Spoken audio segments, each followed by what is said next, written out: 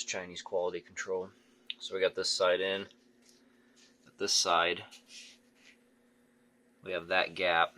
I had to bend this ear out that far. That explains why this side was so loose, because it didn't have this spacer in there to actually cinch everything down. Alright, here we go. Moment of truth. Oh, China, why do you try to kill me with your cheap parts? You want my ball joint to fall off and wreck. Alright, we're going to go ahead and do a wheel bearing and a lower ball joint on this. So, there's the wheel bearing. And then, there's the lower ball joint. So we're going to start stripping off the front end. You think you can handle Big Bertha? Put it on that big nut there. Yeah, it's a little heavy, isn't it? You make sure you get it on even. That'll tear stuff up if you don't. All the way even. Yep. I can't do it. Yeah, make sure you push on it. Just give it one little tap tap and see. Yeah, with the trigger. That way it doesn't jump out of your hand. Yep, you need to be pushing it. You need to be pushing it even. See this gap here? You don't want that gap there. You need to keep it even like that. Okay. That's why you lean on it. You lean on it with one hand and then you pull the trigger with the other. Like that? Yep, just like that. Just do it a little bit. Will you hold it, Ethan? I'll hold it for you. Did you get it? Okay, let's see. Nice, look at that. Let's not take it off yet. Hold on, let's not take it off yet. We need to push on it and see if it's stuck in the splines or not. Okay, good. See how it went in? That's what we want it to do. They go one side. I get that side. I hot my seal. One side I get that, and I hot my seagull. Oh my gosh. Yeah. Wow. That's unfortunate. Yep. Well, that side I get.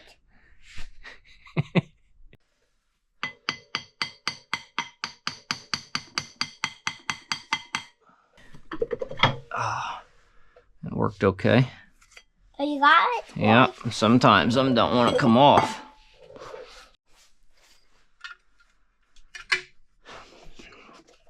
So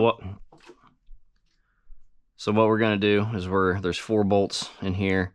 We're gonna take the 4 bolts off. We're gonna pull off this like braking plate, like a back plate, and just fold it out of the way. There's 1 bolt that has been rusted, and I got the wrong size socket hammered onto it.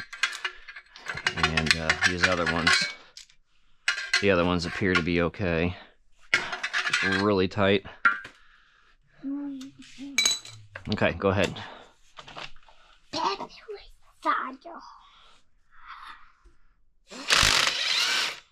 Okay, let's do the next one. Let's do the next one. Okay.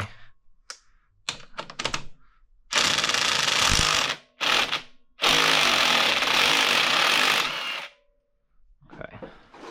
Find that bolt that fell. Put it up in there.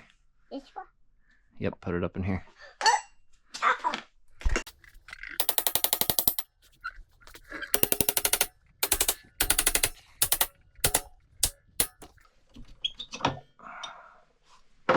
So, there's what it looks like.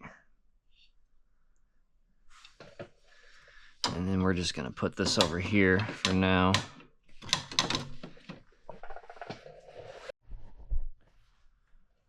Alright, we got the upper ball joint nut off, tie rod in, nut off, lower ball joint bolt out, and we're just going to try to pop these loose.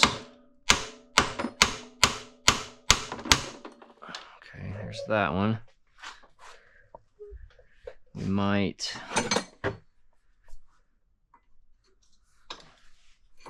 Try to stick this in here on this one. Get a little bit of prying action.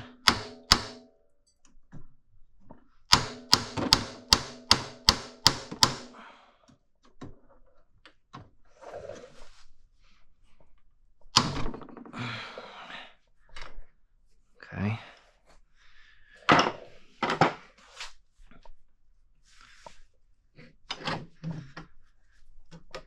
Now we can at least get to that split. I'll come in here with a screwdriver or punch and then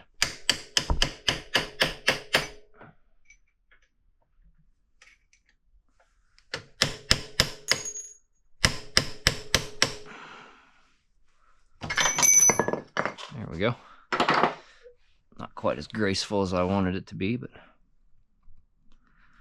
so there's our wheel bearings in there. And if you can see, probably the reason for failure on the ball joint. Pinch the boot. Oh, this boot's torn too. The tops were, no, the top's got a little bit of slop in them. These are welded in. This is a pain in the ass to do.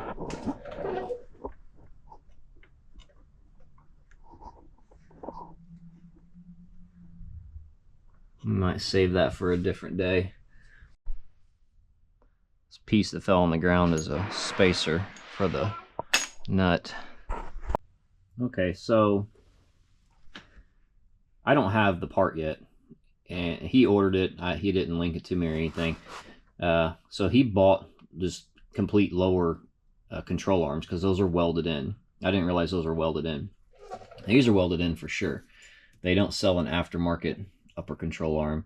So what we're going to do is I just test fit a ball joint that I know is from a Grizzly 660 where you have to cut these out the same way, and it's the same taper on the knuckle.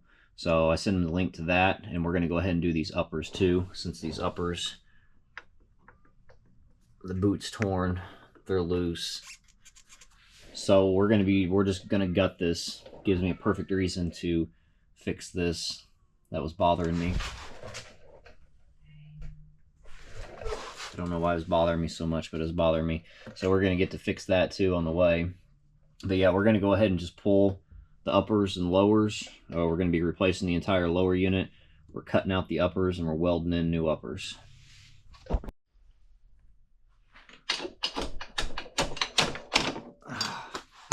That'll be fun to get back on. I'm pretty sure this piece is like a crush collar.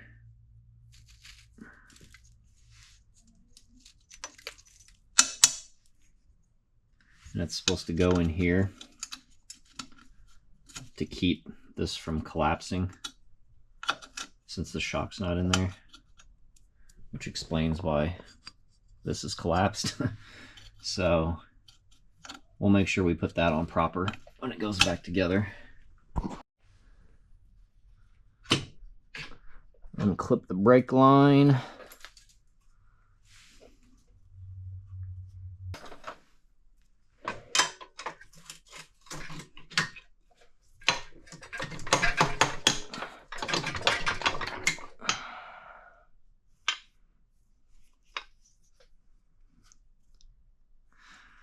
Why, Yamaha?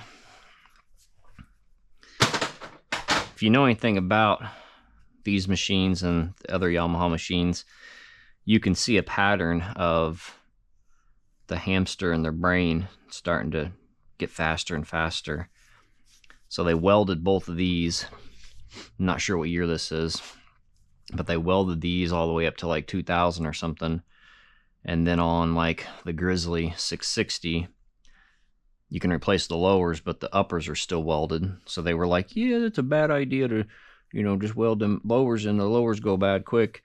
Well, then fast forward to like 2008, 9 or whatever, the Grizzly 700, and I assume like the Big Bears and the Kodiaks too, the upper and lower were replaceable.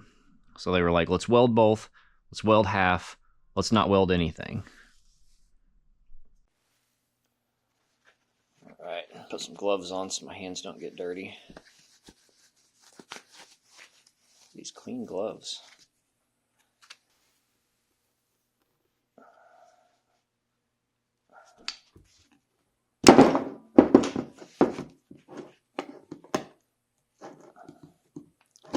Oh man, this one's crusty. Save them seals. And we're just going to take a punch. And it looks like there's 3 bearings in there. We're going to come in on this edge of this lip right here and knock this one out first. So we're just going to come in and catch it right on the edge of it.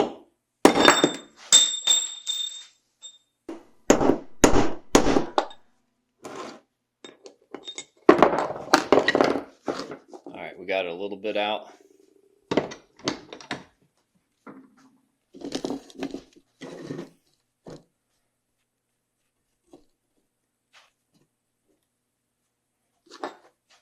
Finish it off in the vise.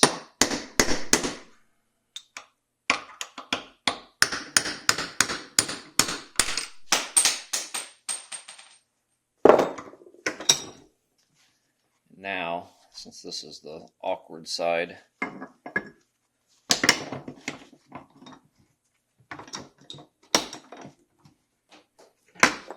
be way easier to drive this one out.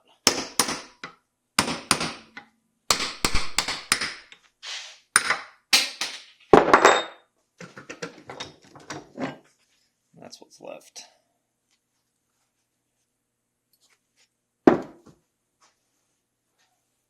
And here's our collar that was in the middle.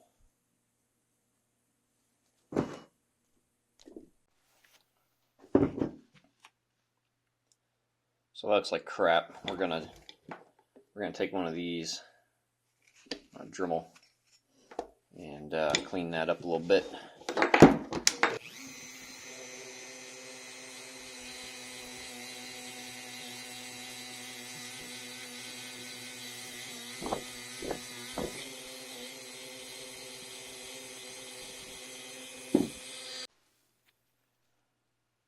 The axle shaft runs through this, so you can see we've nicked it getting that bearing out. So we want to clean this and we want to get all those burrs off there.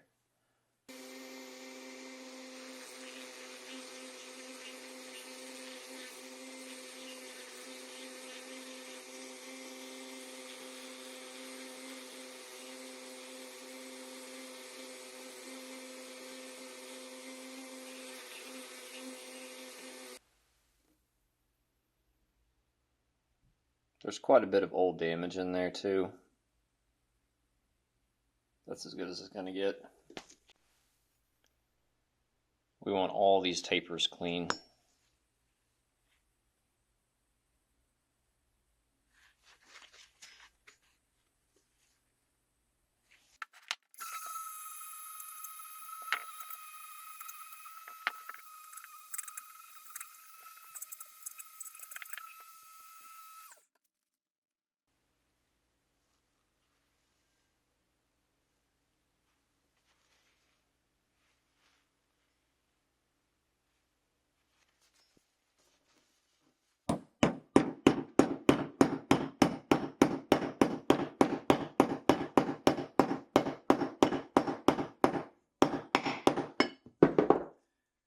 Alright, now I had a bearing already that I'd done this to, but basically you get you some vice grips that have like that little curve like that, and you clamp them like that to where the bearing still spins, and you run that on the grinder.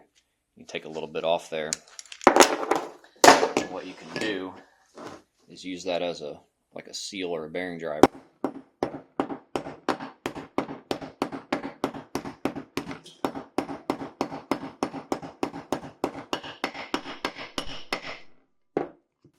Just pull it right out when you're done. Alright, so I'm going to take some grease. I'm going to pack it all in that little groove right there. collar in. Take some more grease.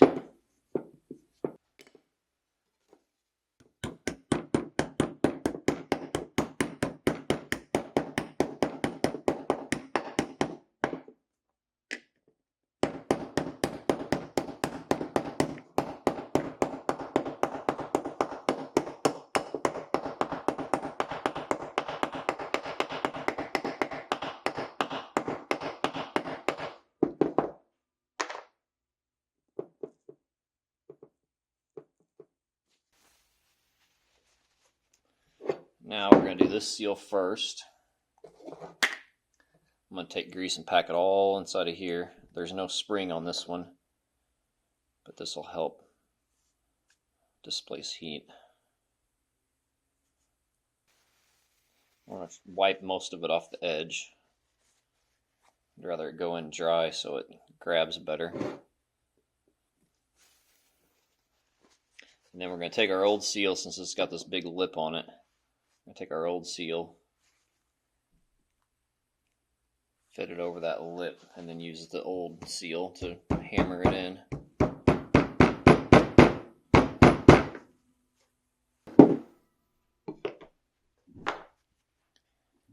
Okay, that looks good.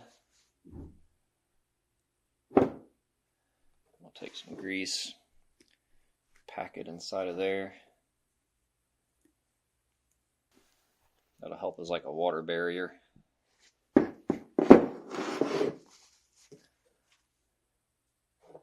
this one's the same way. This one has nothing. And it's got a spring that can rust.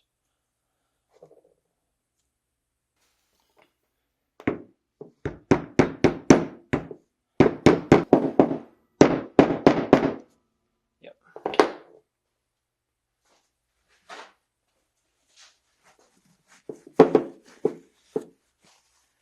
And we'll do the same thing with this one. Just pack some up in there.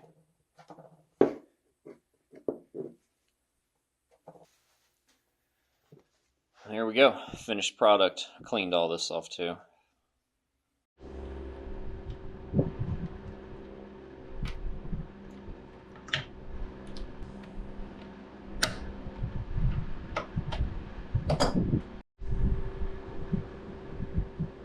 Bottom side's a little trickier to get to, so I just cut into here to make sure I could get deep enough, and we'll just weld this back up when we're done.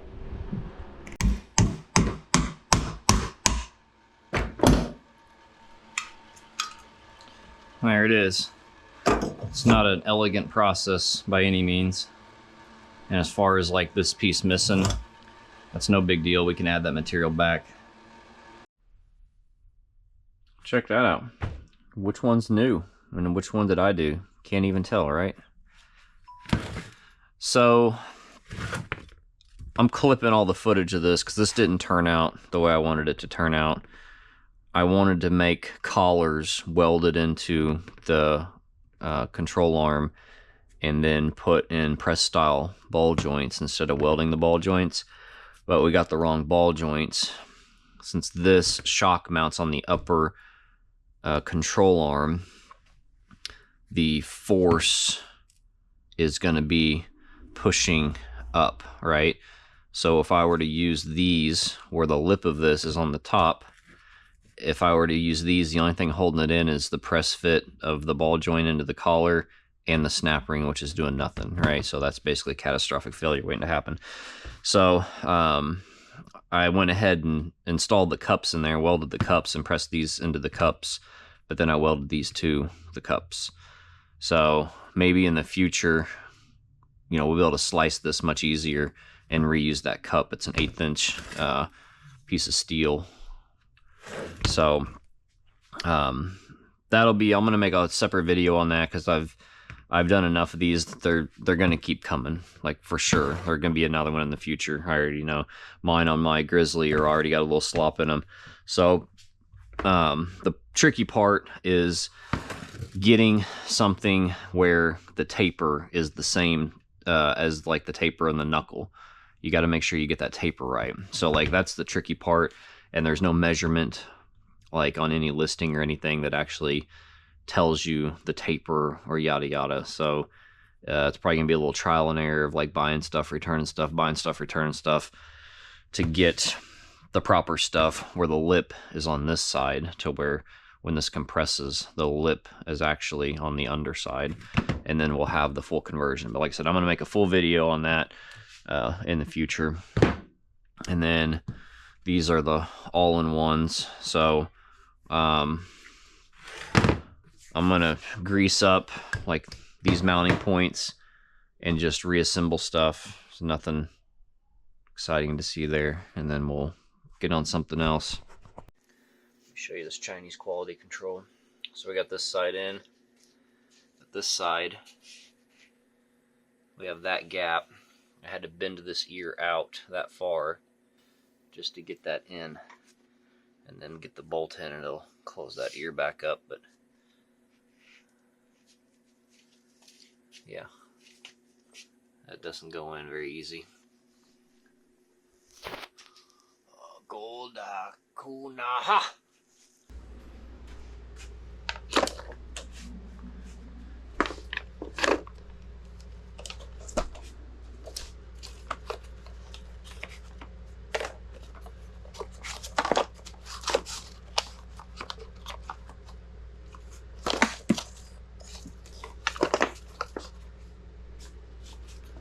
You motherfucker, just fucking stay there.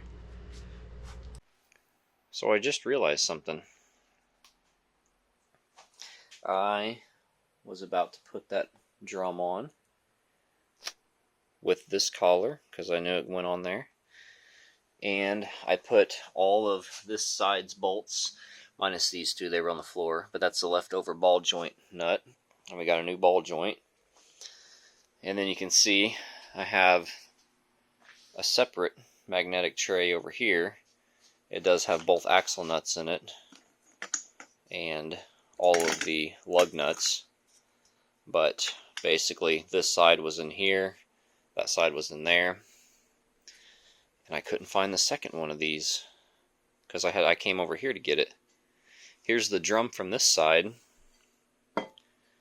You can see that was riding on there. Here's the drum from this side. There was nothing riding on there. That explains why this side was so loose, because it didn't have the spacer in there to actually cinch everything down. Interesting.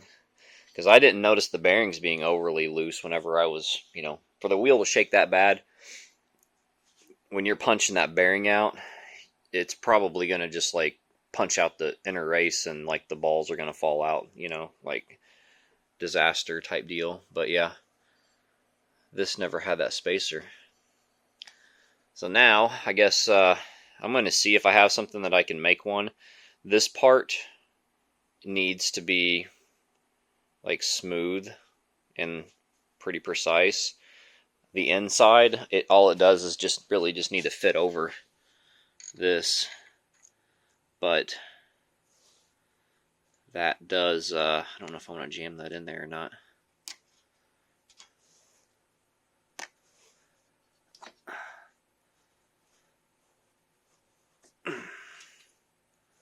Yeah, I don't think I want to jam that in there just yet. But as long as it fits over the splines, it's good. But yeah, it rides on that seal lip. So this is actually an important piece. Well, shit. Alright. Well, I'm going to go hunting for one.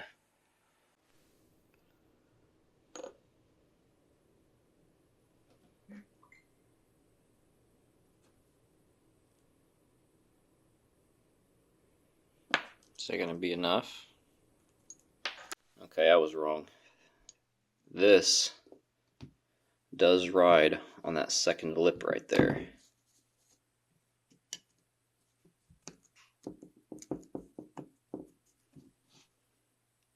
And then this lip rides on the drum itself.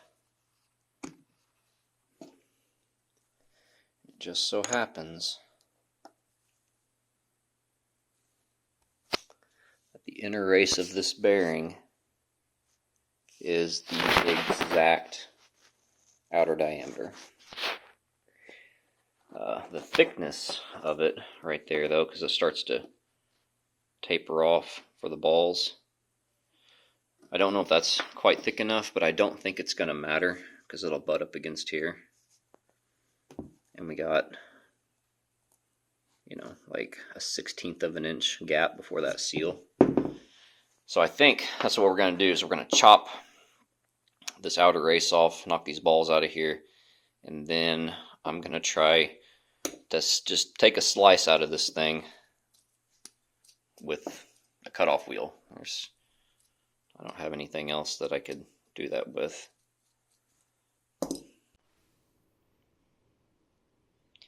It's looking promising. Check that out.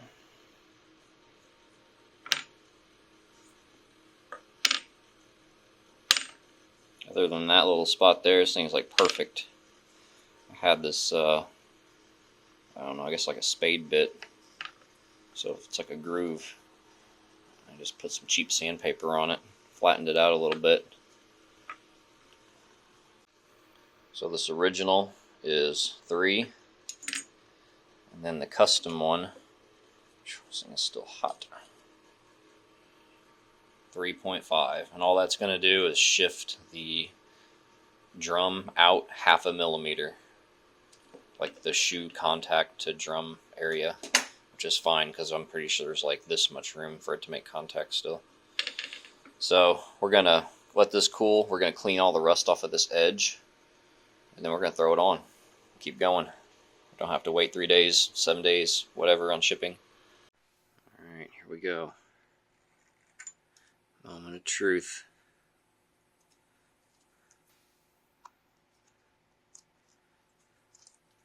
It's a good sign. It doesn't just slip on in there. It's hitting the seal lip. There we go.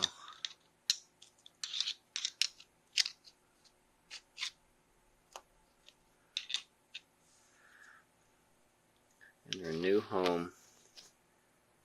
An OEM part for an OEM machine. And of course we got this clean, this clean. We cleaned this up a little bit. I cleaned this up real good. And we're going to put grease on this lip for the seal. We got the seal edge clean. And we're going to put a little bit of grease on this to help keep water out, since these somehow work. I don't know how many Big Bears I've seen they don't have front brakes, but these work, so it's crazy. We're going to try to keep them working. I couldn't find the exact torque spec for this. I don't feel like hunting down a service manual if I can even find it. It's probably around like 150 foot-pounds, so that's what we're going to crank on it for a minute. Spins free. I think what we're going to do, what we should have did before we put this on, is we're going to give him some proper vent lines. We're going to run some vent lines up there for these things. Alright, so I'm on this side, right? I go to try to turn this thing so I can get this nut on here, right? And it's not turning. So then I try to turn the bars and it's like hitting a hard spot. And I'm thinking, well, what the hell? Because I didn't even have the tie rod hooked up, so it's, you know, got to be something on this side. So I come over here and I try to turn it and I try to see what's going on. And when I turn, try to get real still for you. I don't know if you can see that, but it like lifts up. I was like, what the hell's going on? And I know I didn't melt that plastic in that ball joint. I checked them ball joints after I did everything. Here's what's going on. That stud, or not stud, the bolt for the lower ball joint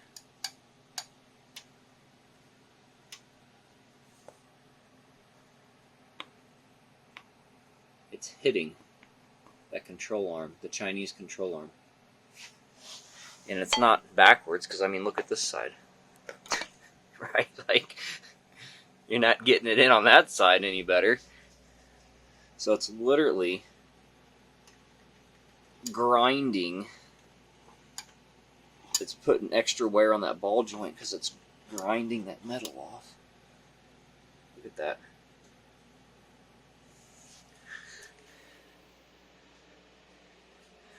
Oh, China, why do you try to kill me with your cheap parts? You want my ball joint to fall off and wreck. Alright, so now that everything's tight on both sides, I do not have the shock on this side, which only shows the issue much better.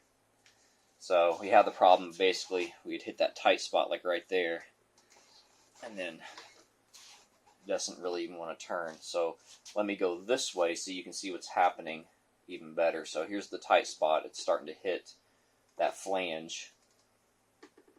We go past the flange, and then we hit another tight spot right there. Look at it. It's lifting up, right?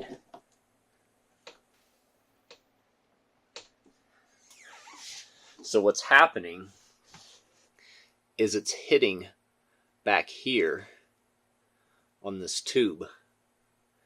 And it hits on that tube. And I don't know if I can do all of this, but let's give it a try. So here it's hitting the tube.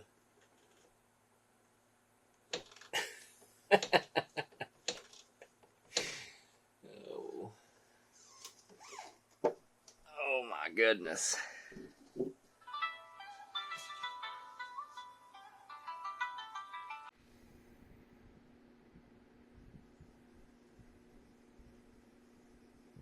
So I basically just cut off like 3 threads about where it was on the hole for the cotter pin that was never used, and we're not going to use because there's no room to put one in there anyway.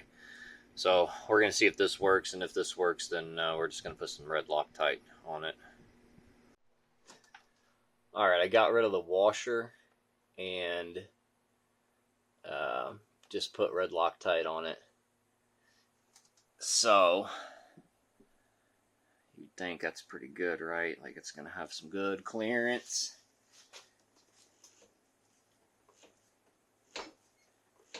Not enough. And the other side's even worse.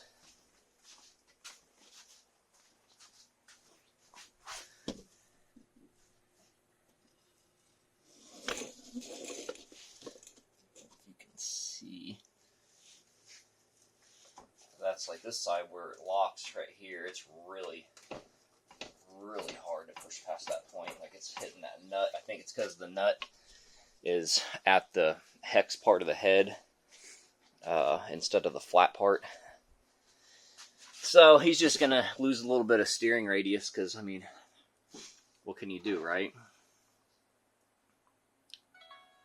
Do you like to waste your fucking time chopping up Chinese parts?